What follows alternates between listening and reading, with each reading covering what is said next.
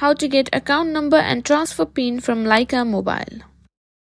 If you're looking to transfer your Lycamobile number to a new provider or simply need your account number and transfer PIN, then you're in the right place. In this video, I'll show you exactly how to get your account number and transfer PIN from Lycamobile. So let's get started.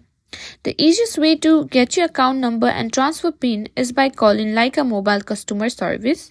Now, dial 611 from your Lycamobile phone. This will directly connect you to Lycamobile's customer service. Once you're connected to an agent, let them know that you want to get your account number and transfer PIN for porting your number to another carrier. The customer service representative will verify your identity and provide you with the details you need to complete the transfer. But if you prefer not to call, you can also get your account number and transfer PIN online through the Lycamobile website. Simply go to Lycamobile login and tap on it and simply log in into your Lycamobile account using your credentials. If you don't have an account, you'll need to create one.